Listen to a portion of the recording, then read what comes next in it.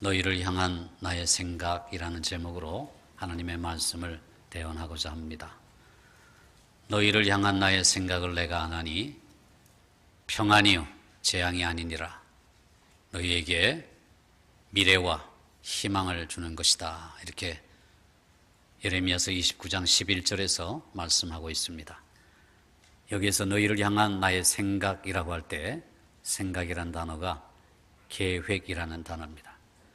하나님께서 우리를 향하여 계획들을 갖고 계신데 그 하나님의 계획은 재앙이 아니라 평안, 샬롬이라는 것입니다.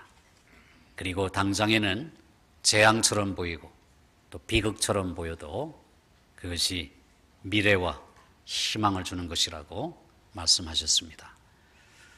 저는 TV 프로그램 중에 이런 동물의 왕국, 또 생태계의 신비 이런 것들을 즐겨 봅니다. 특별히 내셔널 지오그래픽 그 채널을 제가 가장 좋아하는데 거기에 가끔씩 생태계의 신비, 또 동물의 왕국의 이야기가 나오면 한없이 빠져듭니다. 4년 동안 아프리카에서 살아서 그런지 굉장히 낯익고 또 호기심도 많고 또 신비하기도 합니다.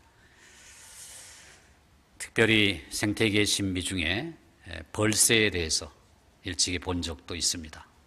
벌새가 무엇인지 아십니까? 크기가 길이가 한 5cm, 그 몸무게가 새의 무게가 약 2g 내지 3g 정도. 그러니까 커피에 타는 각설탕 정도의 무게를 가지고 있는 그런 아주 가벼운 새입니다.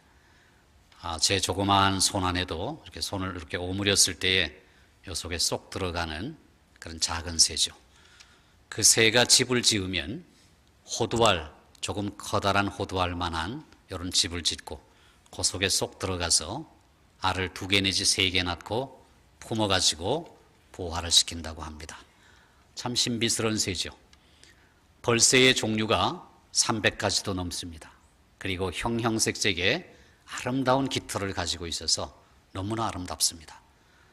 왜 벌새냐 하면 날갯짓을 하면서 공중에 떠서 벌레를 잡아먹거나 또 날갯짓을 계속 하면서 꽃에 꿀을 빨아먹는데, 근데 그 날개 소리가 붕붕붕붕붕붕붕붕 해가지고 벌소리 같이 들린다고 해서 벌새라는 별명을 붙여놓았습니다.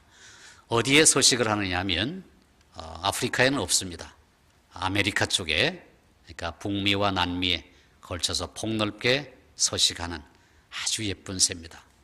그런데 어느 가정에 벌새떼가 날아들었습니다. 너무 아름답죠. 형형색색의 벌새떼가 날아들었으니까요. 왜 날아들었냐면 달콤한 주스를 이렇게 담아놓은 글라스가 있었기 때문입니다.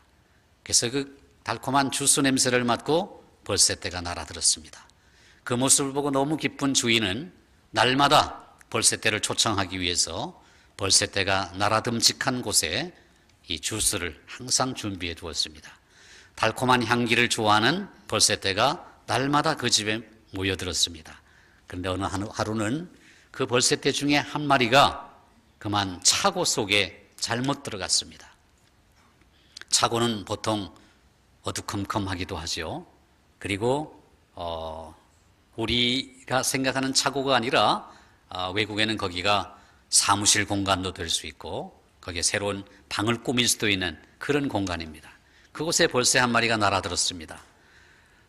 아무리 찾아도 벌새는 나가는 출구를 찾지 못했습니다. 대문이 활짝 열려 있었고 그럼에도 불구하고 자기가 들어온 그곳을 찾지 못하고 이리저리 날아다니고 있었습니다. 온 가족이 차고에 다 모였습니다. 어린 아들이 아빠에게 부탁합니다. 아빠, 저 벌새 얼른 좀 내보내주세요. 빨리 나갈 수 있게 도와주세요. 이 벌새는 창문이 있으니까 여기가 출구인가 보다 하고 나가려고 합니다. 그러나 헤딩하고 툭 부딪혀가지고 툭 떨어집니다. 몇 번이나 시도해 보았지만 실패했습니다. 그래서 아빠는 얼른 창틀을 열어주었습니다. 근데 벌새는 그걸 모르는 겁니다. 나가기는커녕 오히려 창틀에 앉았습니다. 그래서 아빠가 옆에 있던 기다란 빗자루 대를 가지고 살짝 건드렸습니다. 근데 벌새가 안 나가는 겁니다. 버티고 있는 거예요. 그래서 좀 더 세차게 찔러댔습니다. 그랬더니 벌새가 간신히 피한다고 피한 것이 그만 깊숙한 창틀에 폭 빠져버렸습니다. 이젠 어쩔 도리가 없었습니다. 아무리 날갯짓을 해도 벌새는 빠져나올 수가 없었습니다. 하는 수 없이 아빠는 사다리를 놓고 올라가 가지고 창틀에 손가락을 집어넣어 가지고 벌새를 잡아냅니다. 벌새는 기겁하고 도망치려고 하죠. 그러나 아빠가 벌새를 잡아내 가지고 놓아줍니다. 벌새는 푸른 창공을 향해서 날아갔습니다.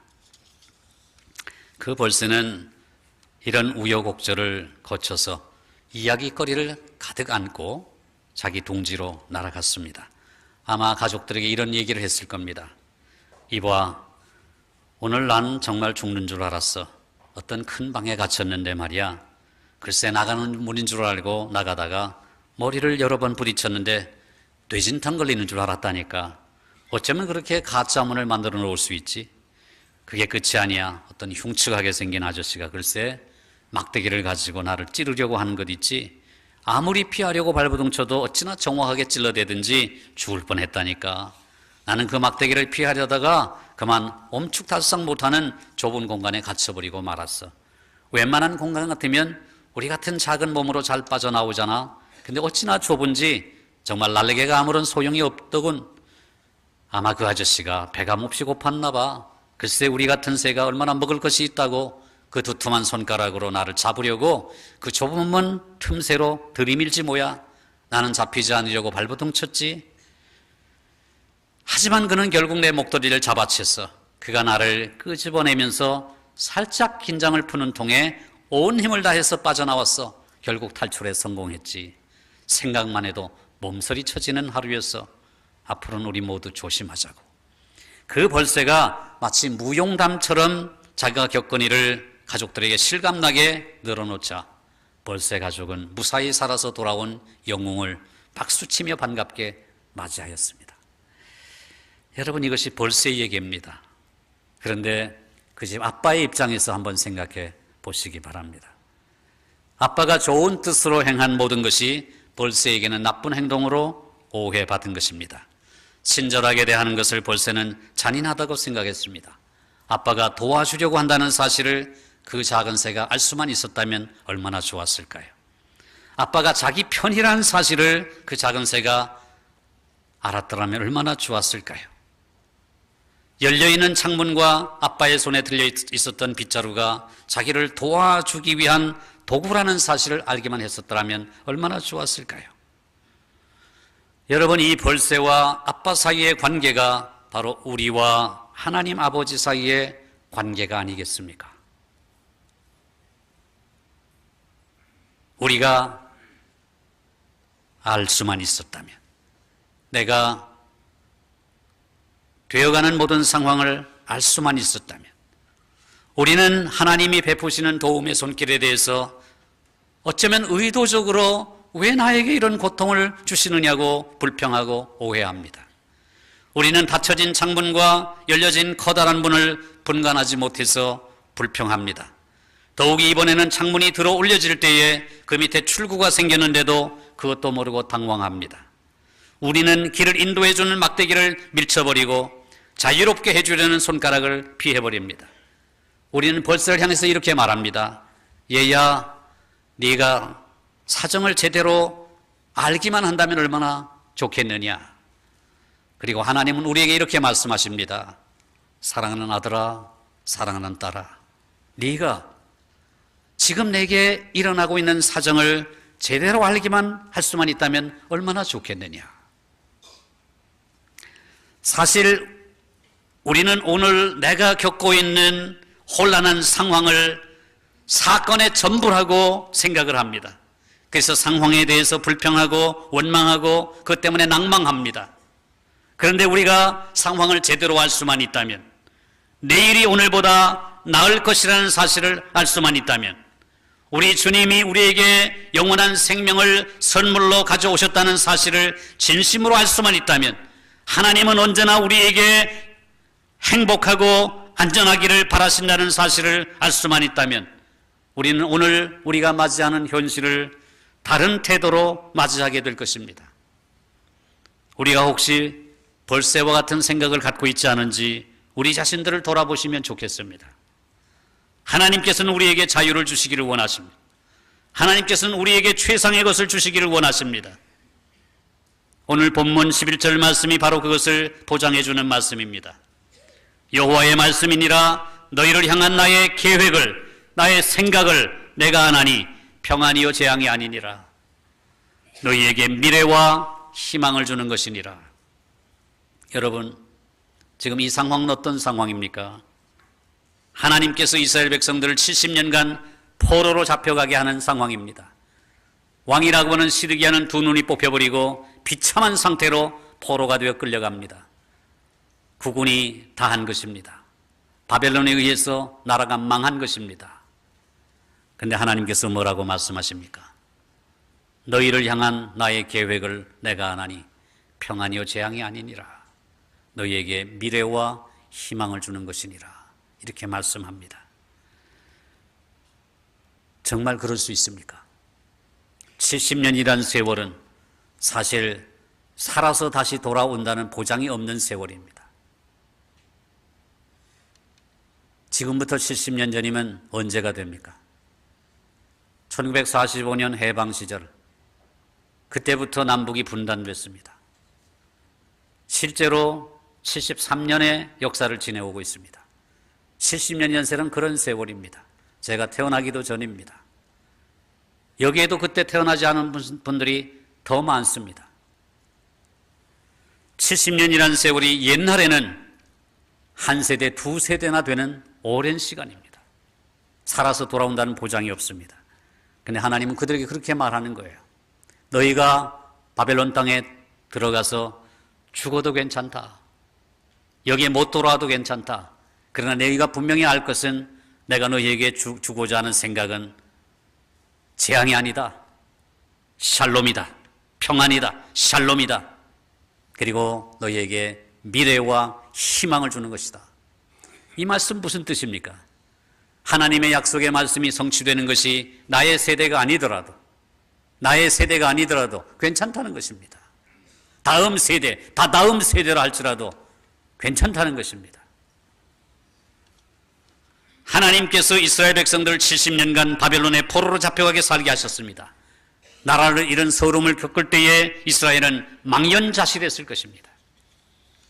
망연자실이 무엇입니까? 너무나 황당해서 자기 자신을 잃어버렸다는 것입니다. 망망하게 되어서 스스로를 잃어버리고 어찌할 바를 모르게 되었다는 것입니다. 그러나 그들에게 하나님께서 이렇게 약속하십니다. 바벨론에서 70년이 차면 내가 너희를 돌보고 나의 선한 말을 너희에게 성취하여 너희를 이곳으로 돌아오게 하리라. 그러면서 주신 말씀이 오늘 이 말씀입니다. 무슨 말씀입니까? 바로 너희에게 미래와 희망을 주는 것이며 너희에게 재앙이 아니라 평안을 주는 일이라는 것입니다. 사랑하는 성도 여러분, 하나님의 이 말씀 앞에서 우리는 어떤 마음을 가져야 되느냐 하면 우리에게 닥치는 모든 사건, 사고 앞에서 우리는 큰 그림을 그릴 줄 알아야 된다는 것입니다. 하나님의 나라라고 하는 큰 그림 속에서 오늘 우리의 입장을 바라볼 줄 알아야 된다는 것입니다. 벌새처럼 눈앞에 닥친 일에만, 벌새처럼 눈에 보이는 사건에만 급급한 것이 아니라 하나님께서 나를 향하여 계획하신 하나님의 청사진, 하나님의 나라의 청사진을 우리가 가져야 한다는 것입니다. 여러분은 사랑하는 남편이나 아내를 혹은 자녀를 혹은 부모를 하나님 품에 먼저 안겨드리고 어떤 생각을 가질 것 같습니까? 지난 3월 30일 성금요일에 사랑하는 사모님을 먼저 하나님 품에 안겨드리고 우리 남아공에 계신 정인택 선교사님이 제게 장문의 편지를 보내왔습니다. 오늘 설교의 말씀과 너무나 일맥상통하는 내용이라 제가 그 말씀을 여러분에게 소개할까 합니다. 남아공의 정희택 선교사님은 저와 함께 공부했던 사람입니다. 지도교수가 같았습니다. 같은 과목을 공부했습니다. 그분은 석사부터 시작하고 저는 박사부터 시작해서 제가 조금 일찍 졸업하게 되었습니다. 그분은 그곳에 있는 동안에도 흑인들을 사랑했습니다. 그리고 흑인 사역을 함께 했습니다. 공부가 좀 늦어지더라도 흑인들을 너무 사랑했던 선교사님이십니다. 그 선교사님이 주영숙 사모님 먼저 하나님 품에 안겨드렸습니다. 그리고 나서 장례를 치른 후에 제게 이런 편지를 보냈습니다. 우리 주님 예수 그리스도 안에서 문안을 올립니다. 제 아내 주영숙 선교사와 이곳에 처음 왔을 때의 모습들이 떠오릅니다. 먼저는 스텔렌보시 대학에 공부하러 왔습니다. 그때에도 아내는 흑인촌에 저와 함께 들어가서 주님을 증거하며 교회를 세웠습니다. 택시 회사들 간의 전쟁으로 총알 날아오는 교회에서 아내는 어린아이들과 교회 바닥에 엎드리기도 했습니다. 그때 아내가 임신하였는데 그 개척교회를 섬기다가 유산을 하였습니다. 그때부터 아내는 이미 죽음에 이르도록 예비되었는지 모릅니다. 제가 학위를 받고 한국에 왔을 때 아내는 얼마나 좋아했는지 모릅니다. 고생을 면했으라기보다도 말 잘 통하는 한국에서 살 수가 있었기 때문입니다. 그러나 남아공 스텔렌보시 공부 시절부터 저희를 부르신 하나님께서 우리 가정을 한국에 있는 신학교에서 강의하도록 그냥 내버려 두시지 않고 저희를 다시 남아공으로 불러들이셨습니다. 주님의 부르심을 눈으로 확인하고 다시 남아공에 주님 증거하러 가자고 하였을 때에 아내는 한국에서 직장을 얻어서 즐겁게 살고 있었습니다. 그렇지만 남아공에 함께 가자고 하였을 때 한국에서 모처럼 살림을 장만하자마자 곧바로 다시 정리하고 아프신 시어머니까지 모시고 남아공에 왔습니다. 모든 삶을 남아공에서 다시 시작하여 했습니다. 허허벌판 광야도 같은 선교지에 들어가서 주님을 증거하였습니다.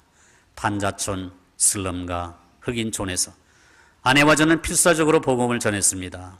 열매는 쉽게 맺히지 않았고 홀로 고독하였습니다. 저와 아내는 그때 이미 이런 죽음을 예견하였습니다. 강도 만나서 죽을까, 차에 치여서 죽을까. 우리는 곧 죽을 것만 같았습니다. 그러나 우리 주님께서 함께 하심을 안 이후에 우리는 인내하며 복음을 전하였습니다. 이렇게 주님을 증거한다고 우리의 삶이나 비자 등의 법적인 문제나 안전의 문제나 모든 환경들이 좋아진 것은 아니었습니다. 아내는 이런 환경 속에서도 인내하며 견디며 주님 증거하는 일에 온 힘을 다하였습니다. 판자교회들을 짓는 데 손수 망치를 들었고 쓰레기 하치장에 가서 버려진 가구들, 생활용품들을 주워다가 고쳐서 가난한 성도들을 섬겼습니다. 재봉틀 기술 훈련을 시켰고 아픈 자들을 위해서 약도 구해다가 치료해 주었습니다. 어찌하든지 저들의 아프고 가난하고 공피밤에 참여하여 저들을 도우면서 주님을 증거하였습니다. 백인 할머니가 가져온 빵 한 덩어리로 인하여 시작된 음식 주는 사역을 마지막 죽을 때까지 하였습니다. 주님께서 아내를 부르신 이후에 5명의 성도들을 불러서 아내가 하던 음식 주는 사역을 계속하게 하고 있습니다. 아내가 5명이 해야 할 일을 토요일만 빼놓고 약 14년을 넘게 해온 일입니다. 주님을 위하여 성도들을 섬기되 죽기까지 섬겼습니다. 아내가 죽는 마지막 순간에도 하나님께 예배를 올리기 위해서 성도들을 섬기기 위하여 준비하려고 하다가 죽음을 당하였습니다. 처음 우리 주님 증거하러 들어갔던 그 길에서 말입니다. 저 모퉁이만 돌면 교회인데 결국 교회에 가지 못했습니다. 우리 주님께서 더 이상 교회 가서 섬기는 일을 그만두게 하신 것입니다. 앞으로도 너무나 힘든 일을 해야 하기 때문에 우리 주님께서 교회 대신 낙원에 부르셨습니다. 하나님과 어린 양이신 우리 주님 보좌 앞에서 안식하고 쉬라고 부르셨습니다. 아내와 함께 주님 증거하였던 지난 날들이 얼마나 행복했는지 모릅니다. 하나님께서 저희들의 선교를 축복하셨고 케이프타운에서 여러 개의 교회들을 더 개척하게 하셨습니다. 더 나아가서 무당과 악한 영이 판치는 흑인들의 고향 이스턴 케이프, 과줄루 나탈까지 가서 복음을 전하도록 하셨습니다. 이렇게 복음을 전할 때에 있었던 일들을 다 이야기할 수 없지만 성령의 권능과 기쁨으로 숱한 어려움들을 이겨나갔습니다. 케이프타운에 있는 여러 교회들과 신학교들, 이스턴 케이프와 줄루족이에게 세워진 여러 교회들과 신학교들을 섬길 때의 일들이야 더 많았지만 정말 성령의 힘을 받아서 감사와 기쁨이 넘쳤고 아내와 저 두 사람은 이 땅에서 지금까지 가져보지 못한 행복한 순간들을 가졌습니다. 아내와 항상 함께 다녔습니다. 참으로 아내는 모든 일을 저를 위해서 했고 저는 가서 하나님 말씀만 전할 뿐이었습니다. 여러 교회들을 섬겨야 하였으므로 말씀 전하는 일도 저와 분담하여야 했습니다. 마지막 그리스도 안에서 잠잔 날도 예배 먼저 가서 준비할 테니 좀 더 쉬다가 나중에 오라고 먼저 혼자 가다가 죽임을 당하였습니다. 이스턴 케이프와 콰줄루 나탈 교회들과 신학교를 방문할 때에 아내는 참으로 행복해했습니다. 일단 이곳에 얽매인 여러 가지 짐들을 벗어날 수 있었기 때문입니다. 물론 거기 가도 아내의 할 일은 많았지만요. 흩어진 시골의 교회들을 가야 할 때마다 수천 킬로미터를 달려가야 했기 때문에 식사도 차 속에서 해야 했습니다. 아내가 차 속에서 떠넣어준 밥은 정말 달았습니다. 빵 조각, 사과 조각 입에 넣어주던 사랑하며 다녔던 선교길, 골짜기길, 산길, 광야길, 코스모스길 너무나 행복한 길이었습니다. 이제는 더 이상 그런 행복한 선교길은 떠날 수가 없습니다. 아내는 정말 용감하였습니다. 오사족, 줄루족이 사는 깊숙한 산골마을, 산위마을, 들판마을을 전도할 때마다 내가 머뭇머뭇거리고 있으면 담대히 먼저 들어가서 복음을 전하였습니다. 처음 들어가는 낯선 마을, 동양인은 처음 들어가는 마을은 위험도 했지만 아내는 용감하였습니다. 이제 아내는 저와 함께 그런 길들 가지 않지만 우리 주님 안에서 쉬면서 우리 주님 주신 흰옷 입고 우리 주님께서 눈물을 눈에서 닦아주시고 주님과 함께 생명수샘 걷고 있습니다. 여기 저보다 더 좋으신 주님과 함께 여기 케이프타운 길, 이스턴 케이프 산길, 광야길, 골짜기 길보다 더 좋은 생명숲길 천국을 걷고 있습니다. 선교길에서 저와 함께 행복하게 먹었던 음식보다도 더 좋은 생명의 만나를 먹고 있습니다. 이곳 영혼들을 생명을 다하여 사랑하였습니다. 그러니까 그 힘든 일을 다 감당하였겠지요. 어린이들을 얼마나 사랑하였는지 모릅니다. 여러 교회들 어린이들에게 말씀 전하는 것을 얼마나 좋아하였는지 모릅니다.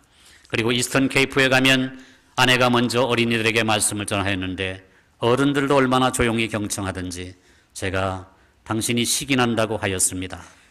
그러나 이곳 땅에서 주님 증거하는 일을 이제 주님께서 그만두라 하시니 아내의 일을 다 마쳤습니다. 그러나 하나님 보좌와 어린 양의 보좌 앞에서 왕같은 제사장으로 찬양하고 하나님께 영광을 돌리는 정말 우리가 영원히 해야 할 일을 지금 하고 있습니다. 그것을 믿음으로 볼 때에 이곳에서 행복하게 선교했던 것보다 더 행복한 모습입니다. 우리 주님과 동행하는 것을 행복해하는 아내의 모습을 믿음으로 봅니다. 저는 우리 주님께서 속히 오신다고 하셨으니 우리 주님을 기다립니다. 우리 주님과 영원히 함께 살 날을 고대합니다. 우리 주님 보면 아내도 볼 것입니다. 그때에는 주님 보고 싶어서 아내 보고 싶어서 흘렸던 눈물을 닦아주시겠지요. 전에는 저와 아내와 함께 걸으셨던 우리 주님께서 지금은 저와 함께 남은 길을 걸으십니다.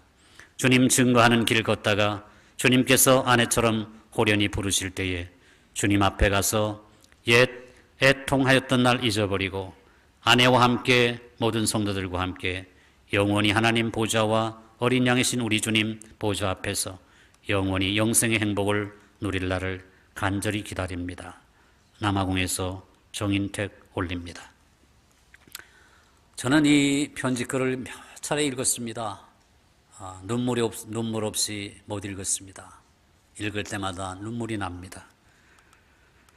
저도 장문의 위로의 편지를 보내드렸습니다. 선교사님, 힘내세요. 이번 여름에 제가 쉬는 기간에 남아공을 갑니다. 정선교사님 위로해 드리러 갑니다. 그의 선교의 발자취를 어떻게 채워줄 수 있을까 상의하러 갑니다. 선교사님 가정은 26살 큰딸이 케이프타운에서 은행원으로 지금 직장을 다니고 있습니다. 물론 미혼입니다. 큰아들이 요하네스버그에서 대학원을 다니고 있습니다. 작은아들이 케이프타운에서 대학을 다니고 있습니다. 1녀 2남 3남매를 두었는데 아직도 엄마의 손길이 많이 필요한데 하나님이 데려가셨군요. 만일 저에게 이런 일이 생기면 나는 어떻게 할까? 나는 이렇게 고백할 수 있을까? 그런 생각을 한없이 해봅니다. 사랑하는 성도 여러분, 이것이 믿음 아니겠습니까? 벌새와 같은 생각 말고요. 내가 너희를 향한 나의 계획을 내가 잘 안다. 70년간 포로 생활을 하더라도 괜찮다. 너희가 그 이방 땅에서 죽어도 괜찮다. 그러나 내가 약속한 말을 반드시 성취해 주겠다. 너희를 향한 나의 계획을 내가 안다. 그것은 평안이요, 샬롬이요, 재앙이 아니다. 그리고 미래와 희망을 주는 것이다. 여러분, 포로로 잡혀간 사람들은 그 땅에서 죽었을 것입니다. 대다수가요. 다시는 돌아오지 못했을 것입니다. 그러나 그 다음 세대들이 고토로 옛 나라로 돌아와 나라를 재건하고 무너진 성전을 재건하고 하나님을 예배하는 그 일이 그 다음 세대에 이루어진 것을 우리는 보지 않습니까? 하나님 우리로 눈앞에 있는 것에 급급하지 아니하고 우리를 향하신 하나님의 원대한 꿈과 계획과 큰 그림들을 볼 수 있게 해주시고 근시안적인 안목을 갖는 것이 아니라 하나님 나라의 큰 그림을 볼 줄 아는 그런 믿음의 눈을 주시기를 원합니다. 그렇게 기도해야 됩니다. 지금 우리에게는 재앙처럼 보입니다. 지금 우리에게는 아무런 소망이 없는 것처럼 보입니다. 그러나 하나님께서 뭐라고 말씀하십니까? 너희를 향한 나의 계획을 내가 안다. 그것은 너희에게 평안이요 재앙이 아니니라. 너희에게 희망, 미래를 주는 것이라고 말씀합니다. 그 다음에 이어지는 구절이 무엇입니까? 그 약속을 성취받기 위해서 우리가 할 일은 하나님을 찾고 부르짖어 간구하는 것입니다. 하나님 앞에 나아가 부르짖어 기도하는 것입니다. 여러분, 남북 간에 모처럼 훈풍이 불지 않습니까? 우리가 얼마나 많은 기대를 했습니까? 그러나 트럼프 대통령의 회담을 취소한다는 그 편지 한 장으로 요동을 쳤습니다. 너무나 실망했습니다. 하나님 어찌하려고 이 땅에 또다시 이런 어려움을 주십니까? 왜 희망의 싹을 꺾어버리십니까? 그러나 그 희망의 싹이 꺾어진 것이 아니라 다시 솟아나고 있습니다. 이때는 기도할 때입니다. 내게 와서 부르짖으라. 나를 찾으라. 내가 만나줄 것이다. 여러분, 지난 70여 년의 세월을 분단된 조국으로 살아왔습니다. 이제 우리에게 하나님의 약속이 성취될 때가 아니겠습니까? 그 약속을 받는 길은 부르짖어 기도하는 것입니다. 가정에서, 일터에서, 그리고 교회에서 모일 때마다 기도하면 하나님께서 진정한 샬롬을 그리고 이 나라의 미래와 희망을 유다 백성들에게 주신 것처럼 주실 줄로 믿습니다.